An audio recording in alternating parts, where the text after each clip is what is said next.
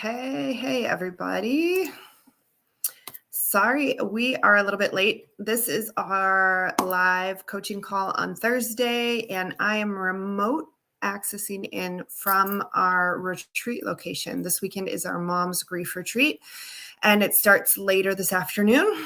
And so I am at the fabulous Retreat Lodge in Danbury, Wisconsin, and we are looking forward to having a great time together this weekend of connection and rest and reflection and healing. So I have my super casual summer lake vibe going, lake clothes, but I did want to still just do this call and make myself available. If you don't know, or if this is your first time tuning in, every Thursday here in our Grief Relief group and on our YouTube station, we do a live coaching session for a half an hour over the lunch break. It's myself and or our other grief coaches that are on our team, just coming in here and making ourselves available to answer your questions and chat a bit about grief recovery. So if you're here, say hello. If you drop a comment below, I will be able to see it. If you have a question or something you're struggling with your grief recovery, go ahead and drop a comment or question below. I'd be happy to answer it. But until then, I did want to talk a little bit about what we're doing this weekend and how important it is to just really take time away in order to process your loss and recover from grief. It's not necessary, but it's so beneficial if you can carve out the time in your life to just get away from your normal routine, your normal environment, to just create the space physically, mentally, and emotionally in order to mourn and grieve and process the loss and find rest for your soul and find healing. I think I've mentioned in here before, one of the best things that I did that was not planned on purpose, but I actually took a trip a couple of weeks after my mom passed away. I had a trip planned for my birthday because she passed away a couple of weeks before my birthday. And so I went on the trip anyways, and it ended up being such a blessing to be able to just get away from everyone, to have a week, away from work, away from responsibilities, to be able to just rest and get some sunshine and process the loss. And so that's what we're doing here this weekend at the Mom's Grief Retreat. In fact, that's the reason that I'm late, is that technology is sketchy out here, which is beautiful because we're in nature. We're near a fabulous lake. The weather's going to be perfect. And so we're going to have some extra time, some extra margin to just process the loss and assess where we're at, assess what we need, assess what we maybe need to remove and what we need to increase in order to continue on the recovery journey and to be effective and efficient with it. So that is my question for you right now, wherever you're at in your grief recovery journey.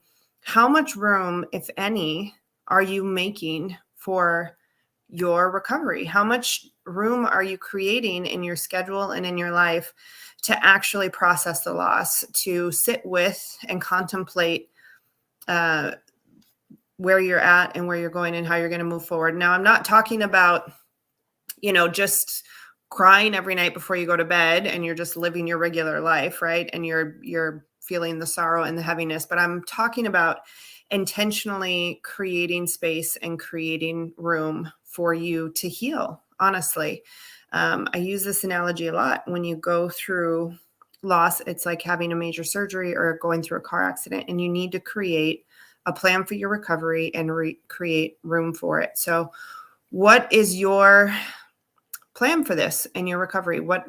How are you intentionally creating room to just get away, to have quiet time alone, or to have meaningful times of connection with others that understand what you're going through and can help you to move forward? And if you don't have a plan for that, I want to use today's time to encourage you to create one. It could be a little bit of time every day.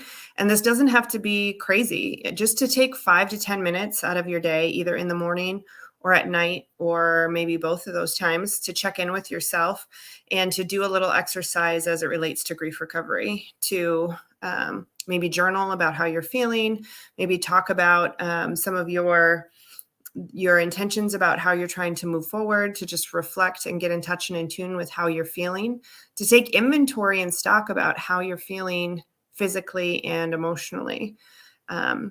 If you can do that every day, like I said, morning and evening, or maybe you set aside Saturday mornings to take a longer period of time, maybe an hour, to just sit and reflect about the week that you've had, to do some journaling or reading, to just create that space and that margin. I feel like everybody, even without grieving, excuse me, even folks that aren't grieving are kind of spread really thin. And we tend to just run from thing to thing and distraction and to distraction and from one appointment to the next. In fact, I was late getting here today because I'm guilty of that too, just running around. So how can you create space? And I want to encourage you too, to not run from it. A lot of people don't want to sit in their feelings, or they want to just distract and stay busy and not pay attention to them. But grief is something that isn't going to go away if you don't process through it. If you have unresolved feelings in here and you're just running around and trying to stay busy, eventually those feelings are going to come out, and they're probably going to come out in an unhealthy way. So I want to encourage you, whether it's every day, every week, or maybe you do plan an extended trip like this. Maybe you go on a grief retreat with other people and really work through some stuff, do some heavy lifting. Maybe you just go on a weekend retreat by yourself. And if that's the case, we can give you some tools and some exercises to do just on your own in order to work through things. Maybe you go on an entire week-long vacation, either by yourself or with family or friends. But creating the margin and the space is really, really important. Hey, I see there's a few people tuning in. Welcome. Let me know where you're at. Let me know if you're struggling with something with your grief recovery, if you just have a question in general, or feel free to comment and respond to this concept that we're talking about, which is creating space in order to properly grieve and mourn. Curious what that looks like in your day-to-day life. So I wish I could show you guys, it's really a beautiful setting that we're in. The background of my room doesn't do it justice, but we're in a beautiful, peaceful place where there's a lake and there's sunshine, and we're just away from all the hustle and bustle. And there's a certain sense of peace and calm, I feel like, that only exists in a place like this. It's really hard to find this quiet in the center when you're in the middle of the city or the suburbs or your normal routine. So I'm really excited for the moms that are coming this weekend. We're going to be able to just get quiet with ourselves and go through our 5-step framework together and really put some action steps in place, because grief recovery is a participatory event. It's a sport that requires your participation. So here we have somebody who commented, thank you. I fell in the habit of creating my space by running around and distracting myself with projects. How do I break it? Yeah, that is good insight. And I do think that you should break it. Well, distracting yourself with projects, maybe say more about that, because processing the loss, it isn't about, here's the difference. When you stay busy for the sake of staying busy so that you don't feel the feelings, that's destructive. When you're just keeping yourself busy so that you can ignore or deny the feelings that you have going on underneath, then that's what's harmful. What is helpful, though, sometimes you can do projects that are literally addressing the feelings that you have. So for example, one of the things we're going to do this weekend is like a craft and painting project, because there's something very therapeutic about expressing your feelings through creativity. So it might be the creativity of writing in a journal. It might be painting, coloring, doing ceramics, like some sort of creative outlet, but doing it as an expression of your emotions, your loss. So we're going to be doing a project, making little memorial keepsake boxes, because these are all moms that are coming this weekend, right? So we're going to create a little memorial keepsake box for our kids, and we're going to take some time to think about our children and how we want to design the box that would best represent them, and be a place for us to just hold little items that remind us of them, right? So it's a project, but it's actually connected to our grief and mourning. It's a project. It's an outlet for those feelings. So I think that is the difference. Is it's okay to be doing projects or running around, but not for the sake of denying or suppressing what you're feeling. The other thing I would recommend is just, creating the space once a day to check in with yourself. And this doesn't have to be an overly complicated thing, but at least once a day, if it's in the morning or in the night, to just check in with yourself and acknowledge, how are you feeling? To just say out loud and get in touch with, how are you feeling, instead of just ignoring or suppressing or running around. But to take the time to ask yourself how you're doing and to connect with yourself emotionally, and ask yourself if there's something you're needing right now.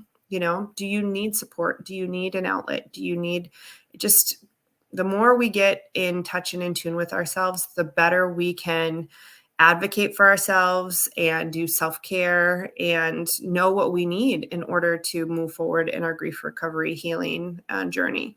A lot of people don't know what they need, and so they run around either ignoring it or trying all these different things. So, and this is actually one of the gifts for me that has come out of grief recovery, is I am way more in touch and in tune with myself, with what my limits are, with what I'm needing, moment to moment, day to day. And I'm much more flexible and forgiving with myself, to do what I can and to let go of what I can't do, and to be aware of, like I said, what my limits are, and to let people know what my limits are, and to say no without feeling bad about it. Like these are some of the gifts that came out of my grief recovery journey. What I learned in the process and how I learned to operate and just take care of myself, it's all what came out of it. So thanks so much for the question. Let me know if I answered it appropriately, or if you're still having some confusion around that. But I hope that is helpful for you. Anyone else that's here and have questions? I apologize for being late today. We do try to get on here every Thursday at noon for about a half an hour, or however long the conversation lasts.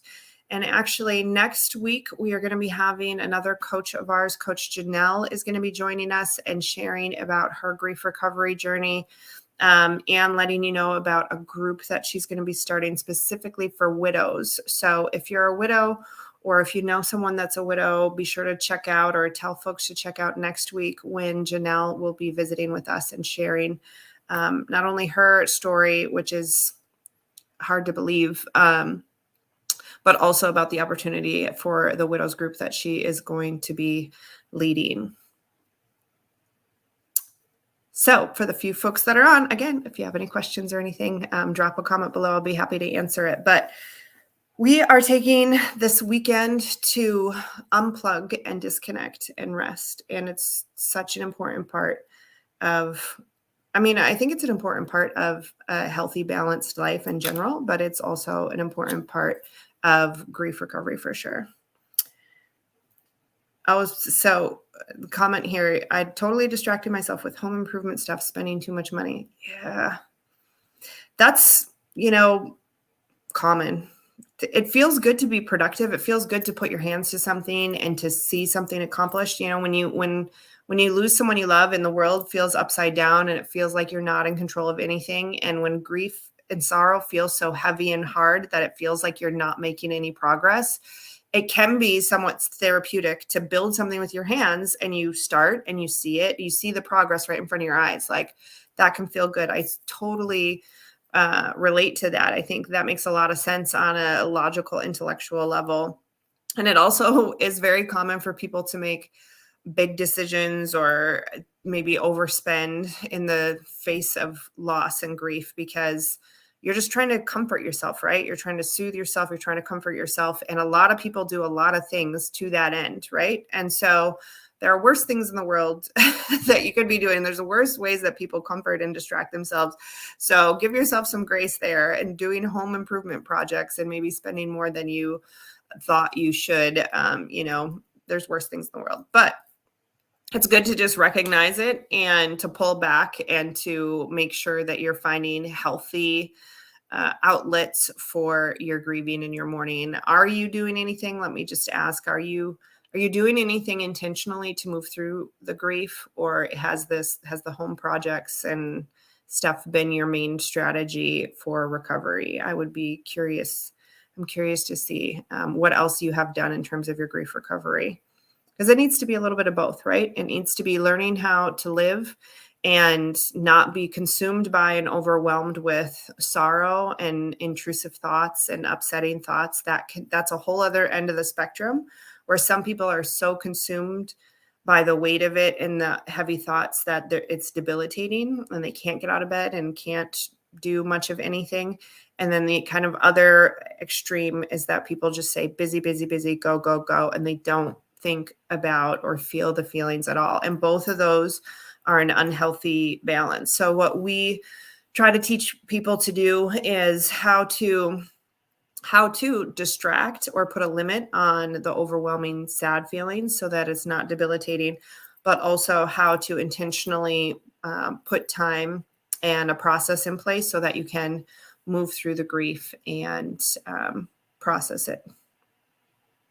Oh, you're doing EMDR. Okay. Yeah, I have heard great things about EMDR, especially I'm guessing there's a trauma. If there's trauma that you're trying to work through or something that you saw visually that is really intrusive in your life, I've heard amazing things about through EMDR. Has it been helpful for you so far? I would love to know about that. Also, I just thought I would share, since I'm normally not wearing a shirt that shows tattoos, I thought I would show this tattoo right here is my mom. It's a pretty good representation, although that's my mom. So I got this tattoo on that trip that I told you about shortly after she passed away in February.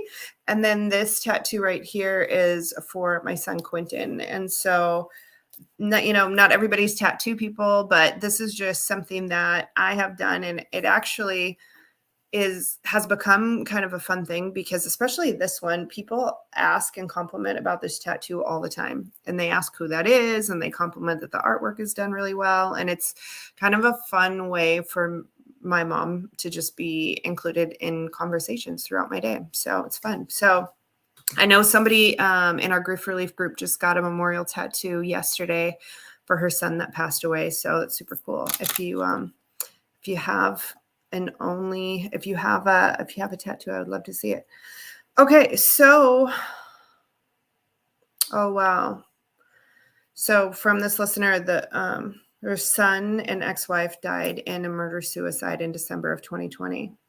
Yeah, that is incredibly difficult, and I can't even imagine how to move forward or recover from that. I'm so terribly sorry for your loss. I'm glad that EMDR has begun to help.